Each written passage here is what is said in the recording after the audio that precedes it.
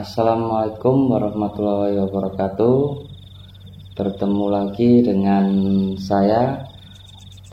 Kita kembali lagi ke Kilas Masa, kontennya bersama Nik ya teman-teman. Mungkin biasanya kalau ditemenin Mbak Nana, sekarang saya wakilkan karena mungkin Mbak Nananya ada kegiatan lain ya. Ini kita merespon tentang pertanyaan-pertanyaan teman-teman yang kita lempar di story Instagram dan pertanyaan di kolom komentar YouTube tentang episode yang titisan kemarin ya teman-teman. Insya Allah kita jawab satu persatu. Kali ini kita tetap ditemenin oleh Nik. Assalamualaikum warahmatullahi wabarakatuh. Salam sejahtera buat yang beragama lain. Kita jumpa lagi di Kilas Masa. Jadi langsung aja ya teman-teman ya. Jadi gini nih, kemarin ini waktu kita lempar pertanyaan ke story IG, itu banyak teman-teman dari sobat Kilas Masa ini bertanya. Mungkin dari pertanyaan pertama ya Nik ya. Mulai kapan Nik bisa melihat atau menerawang? Apa semua orang bisa? Apa semua orang biasa bisa seperti Nik? Monggo Nik dijawab pertanyaan pertama ya. Sudah bertanya, saya jawab, insya Allah saya bisa seperti ini sejak tahun 1996, sejak ayah saya meninggal dunia. Ini pertanyaan yang pertama, singkat aja ya jawabannya. Kalau itu pun tidak langsung bisa. Saya di tahun 96 itu masih banyak proses-prosesnya saya lalui, saya pelajari seperti itu. Kalau untuk orang biasa, seperti orang biasa gitu bisa nggak? Orang biasa bisa nggak dia belajar menerawang atau melihat seperti itu nih? Nah, yang kedua, ini pertanyaan yang kedua, apakah setiap orang bisa? Ya. Jadi kan begitu. Saya rasa kalau menerawang itu kan ada hubungannya dengan indera keenam. Jadi tidak semua orang bisa, karena indera keenam itu bukan titisan dan tidak bisa dipelajari, karena indera keenam itu anugerah dari Allah. Kan indera itu ada 5. Ya, penglihatan, penciuman, pendengaran, rasa, apa satunya? Aroma ini. Lah ya itu tadi penciuman. Ya, yang ke-6 ini yang istimewa. Nah, jadi tidak semua orang bisa itu ya. Kita langsung lanjut ke pertanyaan selanjutnya nih ya. Mungkin masih tentang titisan ini nih. Titisan dan hal gaib itu apa berdampingan nih? Ini pertanyaan selanjutnya ya teman-teman ya. Bisa. Karena titisan itu ilmu yang diturunkan. Dan biasanya ilmu ini berhubungan dengan roh gaib. Ini ilmu tanda kutip ya, yang saya bicarakan, karena biasanya titisan itu yang mengandung ilmunya itu ilmu gaib, bukan ilmu pengetahuan seperti anak sekolah. Bukan jadi ilmu akademis gitu ya. Betul. Jadi ada hubungannya begitu. Lah ini ada lagi pertanyaannya nih ya. Ini mungkin selesai dari situ ya nih ya penjelasannya ya. Saya sambungkan ke pertanyaan selanjutnya nih karena bertautan gitu loh nih, berkaitan. Titisan atau ilmu seperti itu bisa menurun berseberangan nggak? Dalam arti berseberangan tidak ada hubungan darah ke ponaan atau ke menantu atau ke istilahnya seumpama ayah anak, tapi ayah ini menurunkan ini nggak ke anak, ke saudara sepupu, bisa, atau ke menantu perempuan atau bagaimana begitu nih? Bisa. Bagaimana itu kok bisa seperti itu? Apa ada efek sampingnya nantinya? Karena titisan itu keretak dari pilihan. Jadi beliau itu sudah kretek. Dan yang terpenting, yang dititisi itu punya bakat. Kan ibaratnya meskipun saya punya kretek, ingin menitiskan ini ke si A, tapi kalau si A itu tidak punya bakat, percuma. Biasanya ini sinkron antara yang mau menitiskan sama yang punya bakat. Sinkronnya tidak langsung yang connect gitu, meskipun itu hanya menantu, tetapi tidak jauh-jauh loh ya larinya, bukan terus ke tetangga atau ke ponanda, tidak jauh-jauh.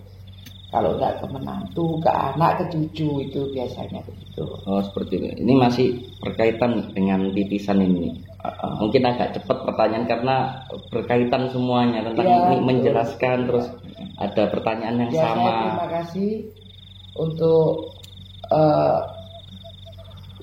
apa ini ya namanya, Sobat Kilas Masa, penglihat setia di YouTuber di channel kami.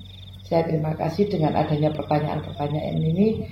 Secara tidak langsung saya melihat Anda ini respon dan interest lah, ini yang penting. Ini saya siap menjawab.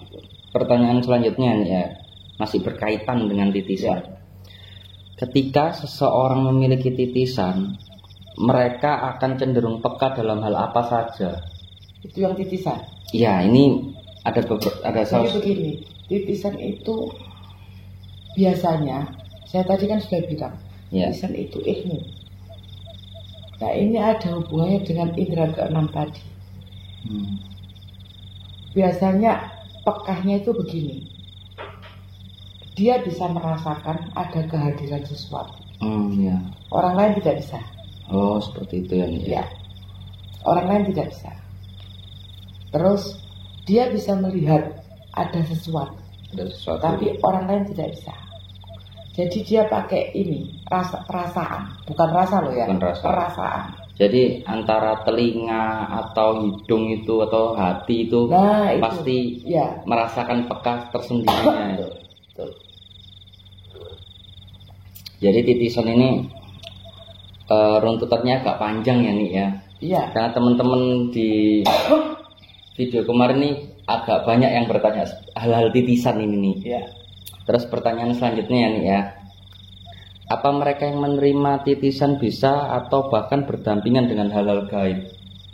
Mungkin salah satu teman kita yang bertanya ini, mungkin beliaunya ini mungkin bertanya berdampingan dengan hal gaib itu istilahnya apa harus dengan hal-hal gaib gitu loh nih, mungkin ini nih ya.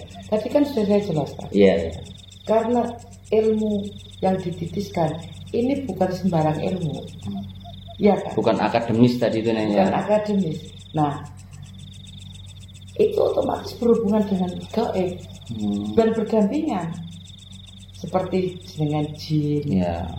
Itu pasti itu dengan jin. Terus sekarang bagaimana kita bisa menerawang? Itu kan menerawang itu kan indera keenam yang dianugerahkan sama Allah. Tetapi kita secara tidak langsung mendapat bantuan, bahkan bisikan itu juga bantuan dari gaib itu tadi. Ya. Terus gimana sih nih? Kalau ini saya sendiri ya nih ya. Si penerima ini tidak memakai ilmu itu tadi itu, apa nanti akan luntur sendirinya atau tetap ke orang itu tadi yang menerima itu tadi? Makanya tadi sudah dipertanyakan. Titisan itu akan turun kemana? Kalau memang yang akan diberi titisan tadi itu sudah peka dan dia sudah mempunyai talenta, bakat, otomatis dipergunakan, entah itu untuk dirinya sendiri, entah untuk menolong orang lain, pasti dipergunakan. Ada, karena kalau saya melihat ada beberapa kasus itu dia tahu kalau sebenarnya dia punya titisan tersebut, tapi dia ya sudahlah gitu loh nih, seakan acuh tak acuh gitu loh nih. Nggak bisa gitu. Istilahnya lari dari kenyataan gitu. Nggak bisa lari dari, karena dia sendiri itu tadi sudah punya talenta. Jadi bakat ini sudah ada dan dia sudah merasakan. tinggal menunggu titisan tadi itu turunnya itu tadi. Iya, tinggal tunggu turunnya itu tadi. Kalau memang otodidak itu bukan titisan, berbeda lagi, ngelakoni. Kalau orang Jawa bilang jadi ngelakoni. Nah, beda titisan sama ngelakoni, beda. Jadi ya ini ilmu apa yang diturunkan dari episode yang lalu sudah saya jelaskan. Semua ilmu baik, tergantung kita ya yang mempergunakan. Mau dibuat baik-baik, mau dibuat tidak baik. Itu pun tergantung kita. Mungkin menurut kita baik, menurut orang tidak baik. Mungkin menurut kita baik, menurut orang tidak baik. Nah, tergantung. Yang penting itu kita wallahu alam. Kita masih tetap hasbunallah. Oke, tapi kalau seumpama ilmu itu seumpama tidak dipergunakan, seumpama ini nih ya, seumpama si penerima tadi istilahnya tetap cuek gitu loh nih, tetap cuek. Apa ini nanti luntur atau bagaimana nih? Tidak bisa. Tetap terus ikut ya nih ya? Iya, jadi secara tidak langsung, entah itu nanti ada orang kesurupan, tiba-tiba dia itu ada kertek. Insting. Gimana caranya saya bisa menyembuhkan orang ini, mengembalikan supaya tidak kesurupan. Di situ dia sudah mempergunakan. Nalurinya berjalan. Mungkin dia punya hobi mendaki seperti saya dulu. Dia sudah merasa jangan lewat sana, karena nanti di sana ini harus dia dipergunakan. Dia tidak bisa cuek, tidak bisa. Istilahnya dipergunakan tanpa sadar, tanpa beliaunya sadar itu tadi ya. Oke. Jadi nanti pengikutnya, maksud saya teman-temannya, kamu kok tahu? Kamu akhirnya berkelanjutan. Ada kan anak muda-muda yang mari ini ono opo. Itu bercandanya seperti itu ya. Seperti itu. Tapi kalau itu memang dipergunakan atau secara berlangsung tidak sadar ya nih ya. Tapi kalau dipergunakan dalam hal seumpama kita dapat turunan, ini loh tak kasih ini perumpamaan ya nih ya, memainkan perumpamaan karena aku gak sebab mengerti hal seperti itu. Ini aku memainkan perumpamaan. Seumpama aku diberi bola voli, ini ilmunya bola voli, tapi tak pergunakan ke bowling. Itu bagaimana nih? Dan sudah saya jelaskan. Semua ilmu baik. Bola voli tadi, menurut saya kalau memang kamu baik dan bisa mempergunakan bola voli itu sebagai bowling, tidak masalah. Tetapi apa mungkin kamu bowling bawa bola voli, sementara beban bolanya bowling sama bola voli itu berbeda. Itu logikanya di sana aja. Berbeda sudah. Untuk pengikutnya itu bagaimana ya nih ya? Pengikutnya dalam arti pasti turunan kan, titisan turunan ini kan pasti mempunyai embel-embel teman di belakangnya. Ya. Apa itu yang disebut kodam atau bukan, atau pengikut biasa nih? Itu bisa dikatakan kodam, bisa dikatakan pengikut biasa. Kalau kodam itu biasanya berwujud. Di waktu kodam dan kan sudah saya jelaskan. Kodam itu ada di dalam satu bentuk, satu benda. Bentuk satu benda. Kalau ini bisa mau dibendakan, bisa, tidak bisa. Karena kalau sudah dimasukkan benda, mohon maaf ya, ini pengetahuan saya, mungkin pengetahuan lain berbeda. Itu kesulitan bagi yang memiliki. Istilahnya itu kita harus merumat, kita harus merawat, dan kita sebelum meninggal pun ini sudah harus segera diserahkan. Kalau tidak, susah saat kita munasa itu. Ini menarik ya nih pembahasan pertanyaan dari teman-teman ini nih. Saya senang ini. Mungkin saya masih ingin bertanya tentang titisan ini lagi nih. Monggo. Seumpama kalau apa ini namanya, ini titisan, ini bisa dikatakan musyrik atau tidak nih? Seumpama kita punya, mbah kita, orang tua kita dahulu punya ilmu seperti ini.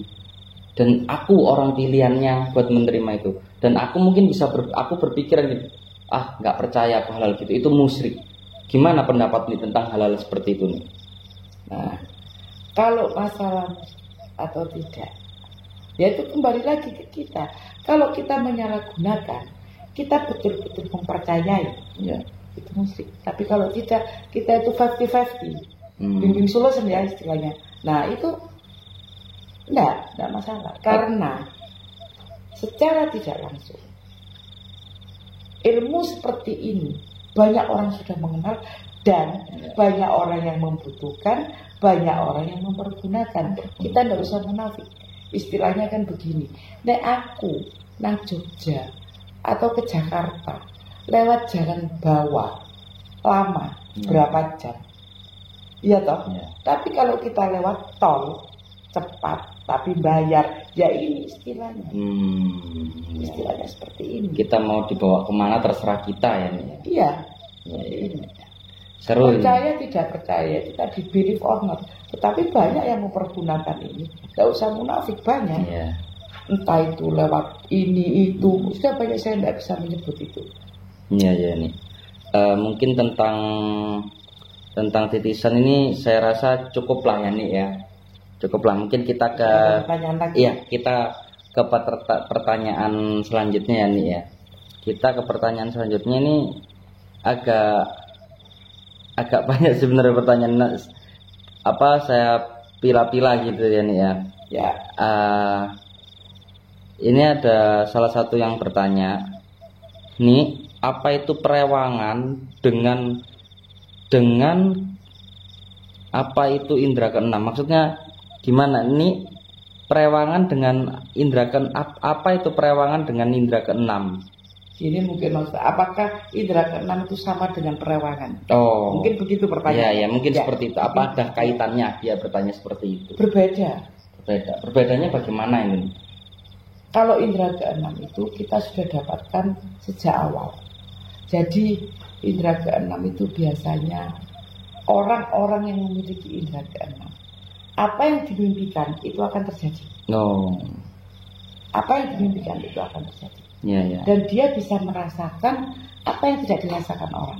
Jadi saat duduk-duduk, ada yang di depannya, orang semua tidak tahu ini goib ya. Tapi dia sudah bisa lihat. Dia komunikasi dengan beliau, bisa. Itu yang indera keenam. Kalau perewangan, mohon maaf, saya tidak menjawab di sini. Next episode berikutnya, ini yang kita bahas perewangan. Karena perewangan itu banyak, dan perewangan itu biasanya, maaf sekali lagi yang saya tahu, perewangan itu hanya untuk ketidakbaikan. Karena itu membantu sesuatu yang tidak baik. Kalau menurut saya ya, maaf ya. Mungkin yang punya itu baik atau bagaimana ya, tadi mungkin mau lewat tol, monggo. Tapi kalau menurut saya perewangan itu rata-rata saya sebutkan 1-2 dulu ya. Tuyul itu termasuk perewangan. Oke. Buto hijau itu termasuk perewangan. Nah itu. Penglaris itu juga termasuk. Dan mereka punya tugas masing-masing. Itu perewangan itu. Ya, berarti penglaris itu juga ya nih ya. Bisa dikatakan hal perewangan gitu. Itu ada namanya. Ada namanya. Siapa yang kayak debleng itu juga perewangan. Namanya itu, tapi pekerjaannya apa? Kalau tuyul itu namanya tuyul perewangannya. Pekerjaannya apa? Ngambil uang kan gitu. Nah, nanti saya jelaskan di sini. Sebetulnya teman-teman, ini seperti yang Nik tadi bilang tentang arti kodam, korin, itu udah pernah kita bahas di episode kemarin. Nanti bisa dicek di deskripsi, nanti saya kasih linknya di deskripsi tentang arti kodam, korin, terus tentang perewangan atau penglaris itu juga pernah ya Nik ya, pernah kita bahas di beberapa episode kemarin tuh ya. Masuk di perewangan yang keberapa? Perewangan itu ada 7 kalau enggak 5. Ada nanti ya. Kita kasih linknya juga ada di kolom deskripsi, silakan dicek lebih lengkapnya teman-teman. Kita lanjut ke pertanyaan selanjutnya ya Nik ya. Monggo. Ini ada pertanyaan agak menarik sini. ilmu kebal itu termasuk ilmu baik atau buruk nih? Nah, kembali, saya tidak bisa mengatakan ini ilmu baik, ilmu buruk, karena semua ilmu itu baik karena digali, dipelajari. Tergantung kita yang mempergunakan. Kalau ilmu kekebalan itu untuk mengebalkan diri kita biasanya itu didapatkan dari kanuragan. Kalau di bahasa Jawa itu ilmu Jawa kanuragan. Didapat dari mungkin puasa atau ngurwot. Nah, itu puasa-puasa seperti itu. Pernah dulu juga dibahas tuh. Oh, pernah ini ya. Terus bisa dari ilmu bela diri biasanya. Ilmu bela diri ya. Pencak silat itu yang ada ilmu kekebalannya itu pencak silat yang saya tahu. Nah, itu kembali lagi. Kita bolak-balik kembali. Iya, karena pertanyaannya saya hanya menyampaikan pertanyaan tapi ini udah menyampaikan dari awal. Kemarin. Iya. Jadi kekebalan itu bisa dipergunakan mungkin saat dia membuat satu kejahatan, ketika ditembak atau dia kebal, itu kan sudah dipakai yang tidak baik. Terus kalau yang baik mungkin dia untuk menamai dirinya sendiri. Sama saja seperti tadi, tertembak mungkin ditembak oleh penjahat atau untuk lagi. Jadi untuk tameng. Dirinya sendiri. Kembali lagi ke individunya masing-masing. Penerapannya untuk apa ya? Ini ya. Semua ilmu sebenarnya baik buruk itu tergantung kita membawanya kemana. Betul itu. Next pertanyaannya ini mungkin ini pertanyaan terakhir ya teman-teman ya. Pertanyaan terakhir. Masih banyak ya? Cuman kita pilih aja ya beberapa. Ini pertanyaan yang agak bagus ya teman-teman. Apa ada ikatan Pak Karno dengan Ratu Kidul? Ini tidak bisa dijelaskan sekarang, itu panjang ceritanya. Mungkin kita bikinkan episode sendiri mungkin. Karena apa? Kalau sudah menyangkut beliau, Bapak Presiden pertama ini, apalagi dengan Kanjeng Ratu, panjang ceritanya, panjang. Jadi kalau dijelaskan di sini nggak nyampe. Nanti tolong Masnya buat episode sendiri ya. Nanti saya jelaskan di situ. Mungkin untuk teman-teman yang ingin bertanya kepada Ni tentang sesuatu apa yang ingin dipertanyakan atau sesuatu yang ingin disampaikan, monggo di kolom komentar. Untuk teman-teman yang ingin berbagi cerita horor atau pengalaman mistis, bisa menghubungi kita di sosial media kita, ada Instagram, ada Facebook, silakan menghubunginya. Mungkin untuk episode kali ini kita akhiri seperti itu ya Nik ya. Kita akhiri dulu. Assalamualaikum warahmatullahi wabarakatuh. Salam Sobat Kilas Masa. Sebelum saya mengakhiri, saya mohon maaf jika pertanyaan-pertanyaan saya menjawabnya ada kesalahan atau kekeliruan. Karena setiap ilmu, setiap orang belajar ilmu itu berbeda-beda visi. Jadi mungkin ini visi saya. Di teman sejawat yang lainnya mungkin punya visi yang lain. Saya mohon maaf jika ada kekeliruan saat saya menjawab. Terima kasih. Assalamualaikum warahmatullahi wabarakatuh. Salam sejahtera buat yang beragama lain.